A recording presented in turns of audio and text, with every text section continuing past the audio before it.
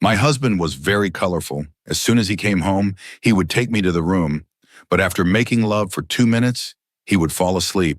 My youth was at its peak. It was difficult for me to control my emotions. You will be shocked to know what happened.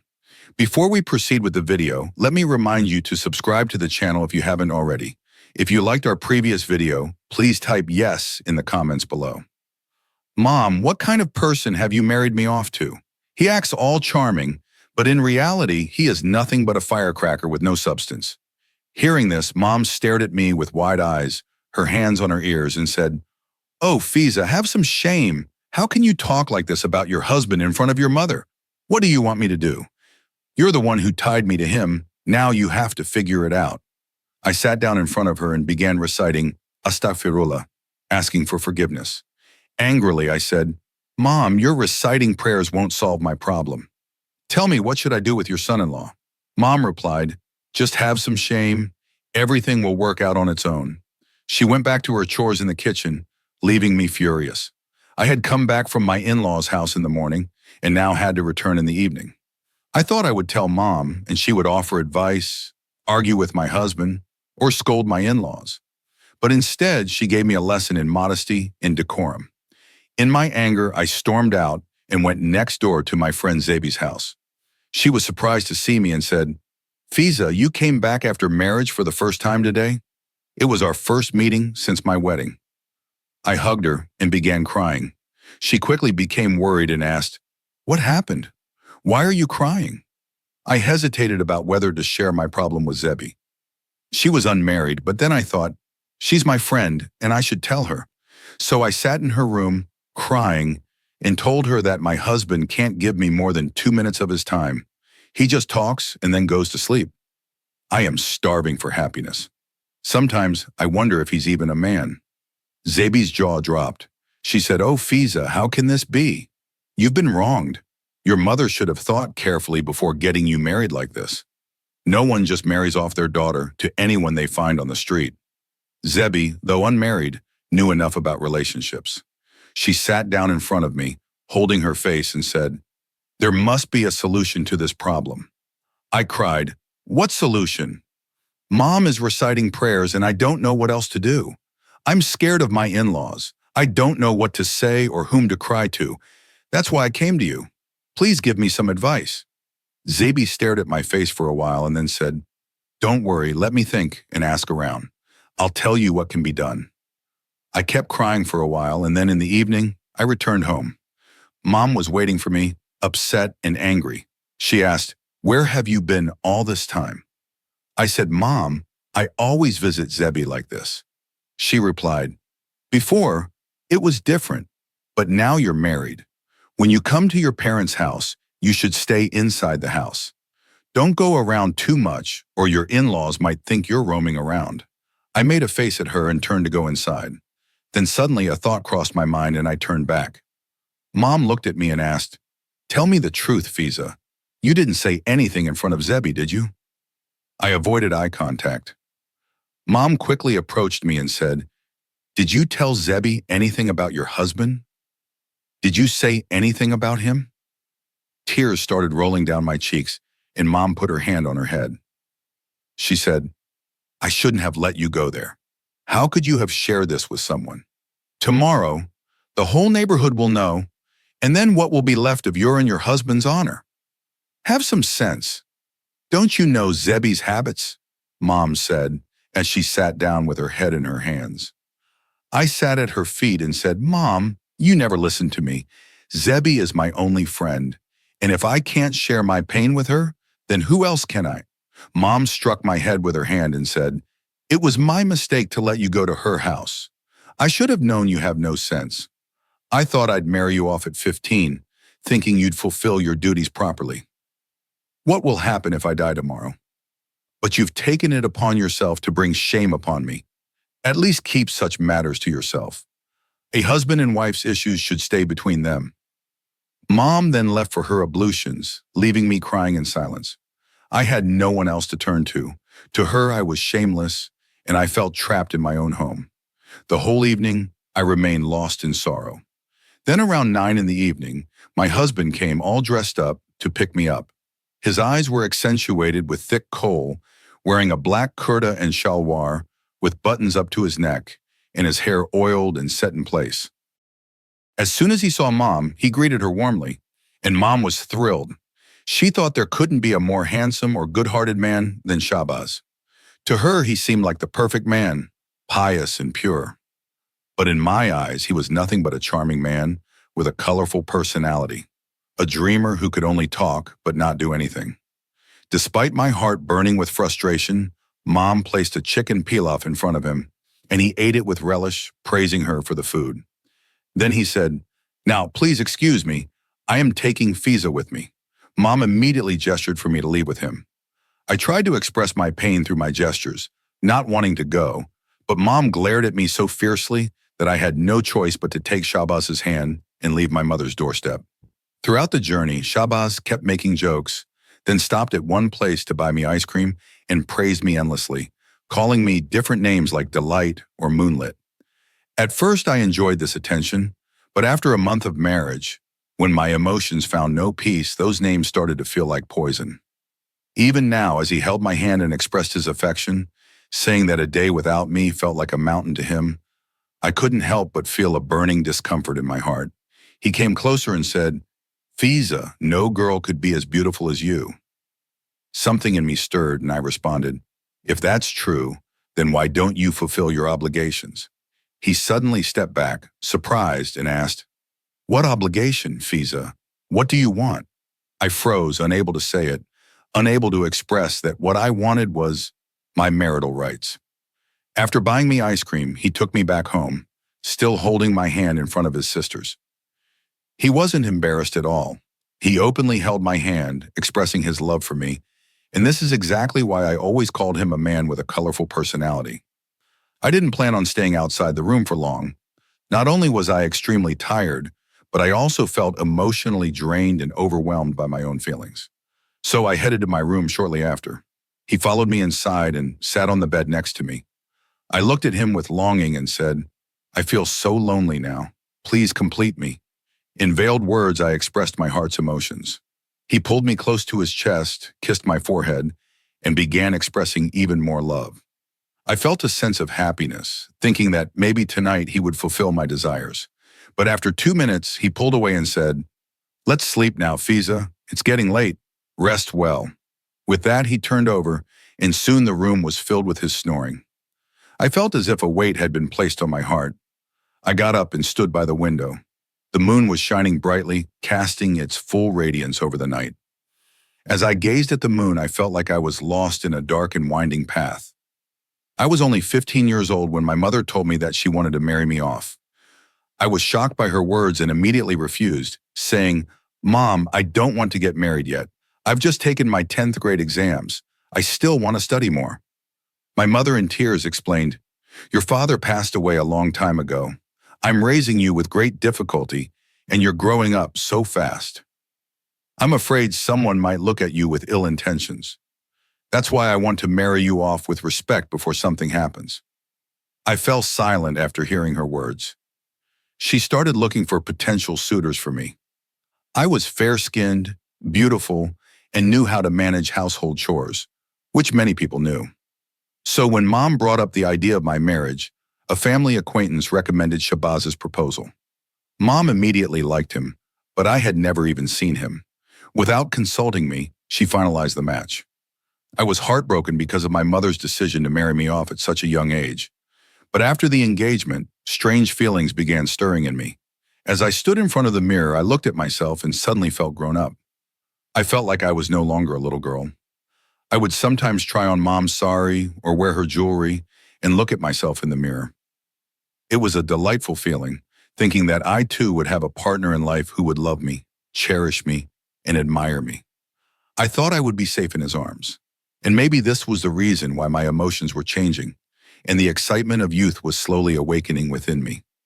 As my wedding day approached, Zebi, my best friend, kept whispering things in my ear that made me feel shy and excited. Both Zebi and I were fond of watching Indian movies, and that's where we learned so many things. Zebi had brought me a nightdress from somewhere and told me, "Wear this in front of your husband. He will be completely enchanted by you." She said, There are 4 unmarried sisters-in-law at your house. If you want to carve your place, you need to make sure your husband is completely captivated by you. If not, your sisters-in-law won't let you live in peace." I took these words to heart. Zebi had always been a trusted friend, and I followed her advice without question.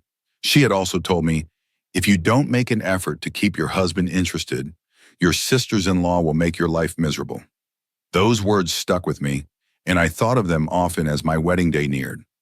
I realized that, as Zebi had said, the role of the wife in a new home could be very challenging. Not only was there the pressure to please my husband, but I also had to navigate the complicated relationships with my sisters-in-law. I had to make sure I stood out, that my husband noticed me above all others. Zebi wasn't just a friend. She was like a mentor to me in matters of life and relationships. I looked up to her, and I followed her advice meticulously. She had been through similar experiences and understood the dynamics of married life better than I did. She knew how to handle men and how to secure a place in a new family, and I trusted her insights. Zebi had always encouraged me to take charge of my life and relationships, and I felt that her advice would help me survive the challenges of married life. Her words were like a guidebook for me, and I was eager to follow them, hoping that they would make me the ideal wife in my new home. As the days went by, I started feeling a strange mixture of anticipation and fear. On one hand, I was excited to start a new chapter in my life with Shahbaz, but on the other hand, I was nervous about how things would unfold. The pressure from my family, especially from Mom, was immense. She had high expectations for me, and I didn't want to disappoint her. The weight of her hopes and dreams rested on my shoulders, and I felt it with every passing day. I couldn't shake the feeling that this marriage wasn't just about me. It was about fulfilling my mother's wishes and meeting the expectations that had been set for me. But still, despite all the external pressures, there was a part of me that wanted to experience love and connection. I wanted to feel special, to have someone who would look at me with affection and desire. I hoped Shahbaz would be that person, the one who would make all my dreams come true. I wanted to feel like I mattered, like I was more than just a daughter being married off for the sake of tradition. I wanted to feel seen and valued for who I was. This whirlwind of emotions, excitement, fear, anticipation, and longing was overwhelming. I had no idea what the future held, but I knew that the journey ahead was going to be much more complicated than I had imagined.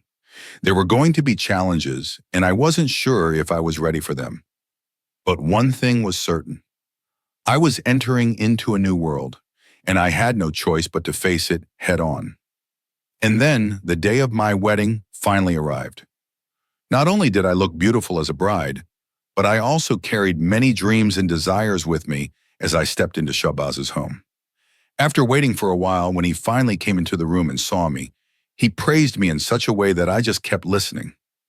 Then he pulled me into his arms, expressing his love, and gently said, "I'm changing my clothes.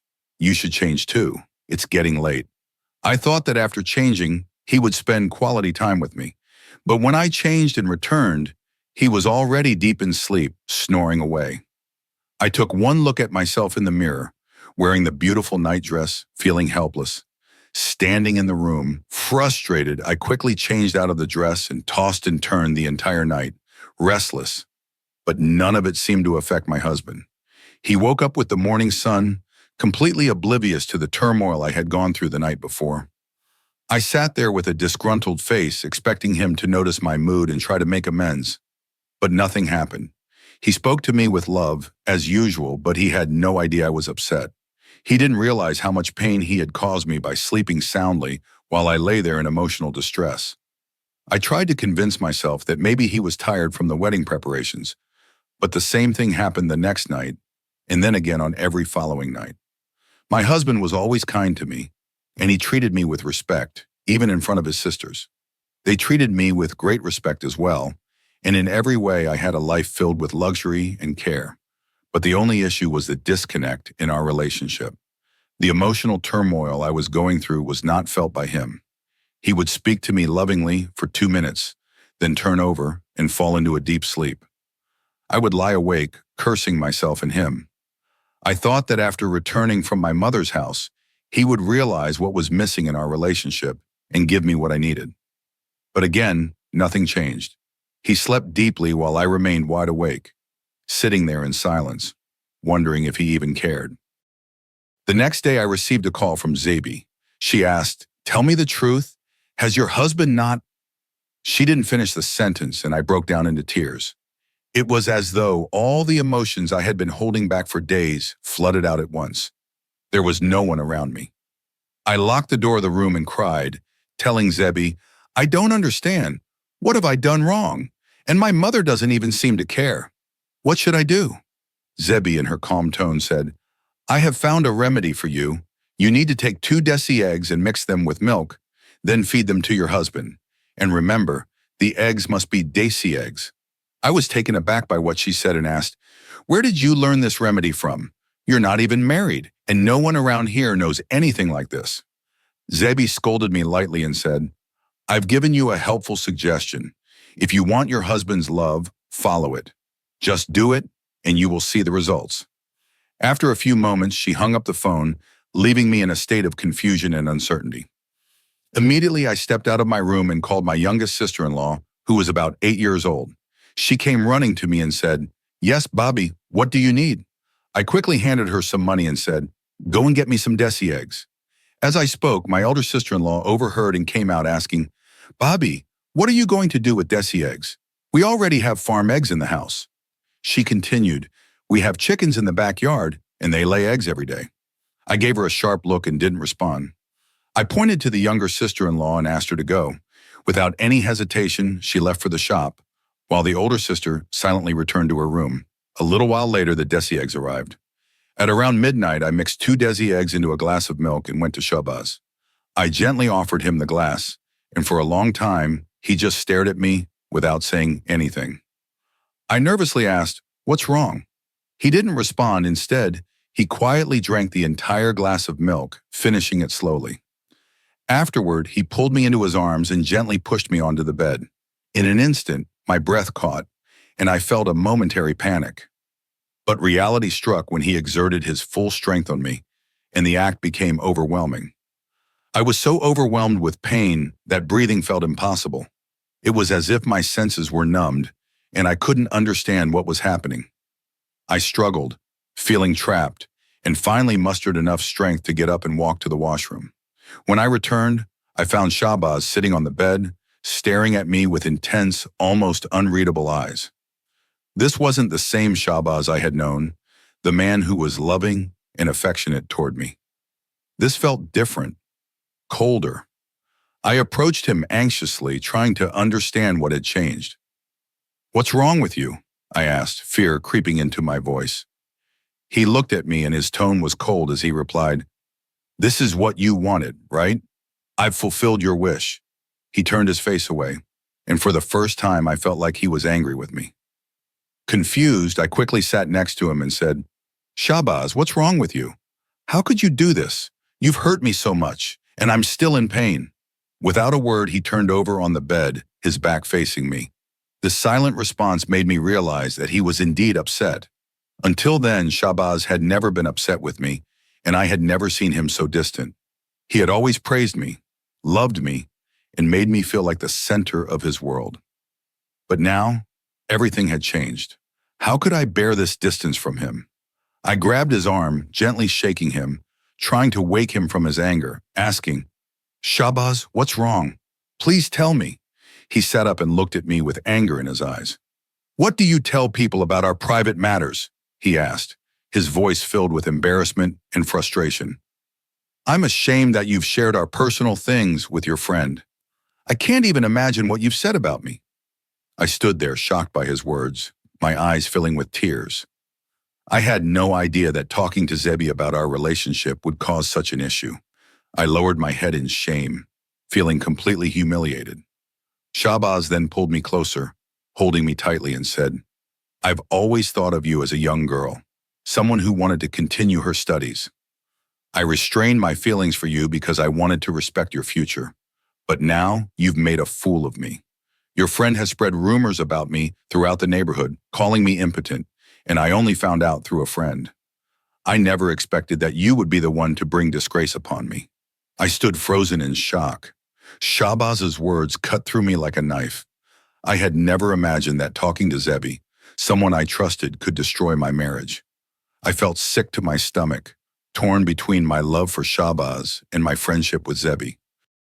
I had shared my deepest emotions with Zebi, thinking I could confide in her, but now it seemed I had unknowingly caused irreparable harm. Shahbaz continued, "I couldn't believe it when I first heard this. So I returned home early today to confront you about it. And by sheer fate, I overheard you and Zebi discussing everything. I now know exactly why you mixed those eggs into the milk. It was because of her suggestion, wasn't it? I know all about it. I've been humiliated enough, and I won't tolerate any more disgrace." I felt my heart shatter as he spoke, and tears flowed freely from my eyes. How could I have made such a huge mistake? I had wanted to feel loved, wanted to feel that Shahbaz cared for me, but now I had lost his respect and trust. The pain of his words was almost unbearable. He continued, "I've always tried to be patient with you, keeping my feelings in check, waiting for the right time to bring us closer. I was thinking about your future, your education, and now you've destroyed everything with your careless actions. Your friend made sure to spread those rumors, and I found out from my own friends. I can't believe this is how you've repaid my love." I was overwhelmed by guilt and sadness. "Shahbaz, I never meant to hurt you. I didn't know how serious it would be. I thought I was doing what was right, what I thought would bring us closer. Please forgive me," I said, my voice trembling. He sat there, his face hardened with anger, but his eyes showed a deep sadness that I hadn't seen before. He turned away from me once again and said, "I never thought you would be the one to embarrass me like this. I tried to do everything for you, to respect your wishes, to wait until you were ready. And this is how you repay me?" I sat on the floor, overwhelmed by a sense of shame and hopelessness. I had ruined everything with my ignorance. I had thought that love would solve everything, but instead, I had caused a rift that seemed impossible to mend. Shahbaz had been patient with me, respecting my wishes, but I had pushed him too far. I had violated his trust, and now I wasn't sure if anything could fix the damage. As I sat there quietly crying, Shahbaz got up and walked toward the door. He paused for a moment and turned back to me, his eyes filled with pain. "Just remember this, Fiza. Never let your emotions cloud your judgment. I've given you everything, and this is how you repay me. Don't ever make the mistake of sharing our personal matters again." With those final words, he walked out of the room, leaving me alone in the silence. Without wasting a moment, I immediately joined my hands and said, "I made a mistake. Please forgive me." It suddenly dawned on me that there must be something wrong with me, or perhaps Shahbaz appeared to be a man with a colorful personality. But deep down, he was just a timid person. I should have talked to him directly, discussed our issues openly. But due to my own embarrassment and shyness, I never gathered the courage to speak to him. Instead, I went to my friend and told her everything, not realizing that she would share our private matters with others. Shahbaz took my clasped hands in his and looked at me.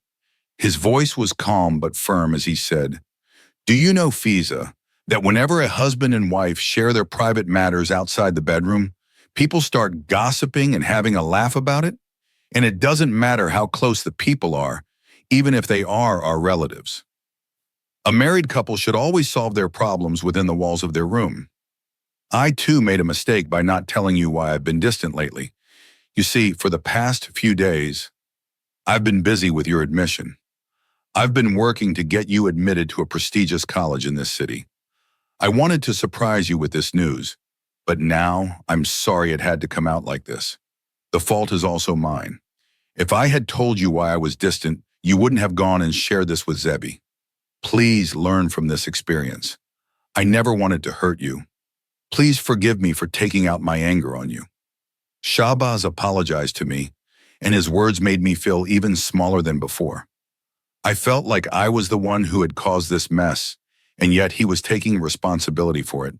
He had always been the loving and understanding husband I had wanted, and in that moment, I felt an overwhelming sense of gratitude for his kindness. He pulled me into his arms and said softly, "What's done is done, and we can't undo it. But from now on, let's be careful. I don't want any more misunderstandings between us. I made a promise to him that I would never again confide in anyone about our personal matters, especially not Zabi. After that incident, I never discussed our relationship with anyone again. Shahbaz kept his word and made sure I got admitted to one of the best colleges in the city, and I focused on advancing my education. With time, Shahbaz fulfilled all my rights as a wife, giving me the love and happiness I had always dreamed of. He was truly a loving and caring man, and I began to appreciate him more deeply every day. When we got married, I was young and naive, and I made mistakes that could have torn our relationship apart. But Shahbaz, understanding my immaturity, forgave me, and that forgiveness strengthened our bond. As I grew older and gained more wisdom, I realized just how wrong I had been to share our personal matters with someone outside of our marriage. It was a grave mistake, and I now understand the importance of keeping those things within the walls of our home. Now, I want to share this lesson with every young girl who is about to get married or has already married. Please never share what happens in your room with anyone outside, no matter how close they may be. Even if they are your closest relatives or best friends, you should always keep those intimate details private. Marriage is a sacred bond, and to preserve its sanctity, it's important to keep its matters between you and your partner. By doing so, you protect your relationship from unnecessary misunderstandings and gossip. Looking back, I can see how much I've learned and grown. I once thought that sharing everything with friends or family would ease the burden, but I now know that it only creates complications. My husband, Shahbaz, was always my protector, and the moment I allowed someone else to interfere in our relationship was the moment I almost lost him. But he forgave me, and through that forgiveness, I learned how valuable trust and communication are in a marriage. I want to encourage young women to be mindful of the power they hold in their relationships.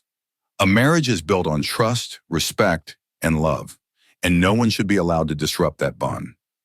If you ever find yourself facing difficult moments in your marriage, talk to your partner, seek to understand each other, and remember that solving problems together is far more powerful than seeking advice from others.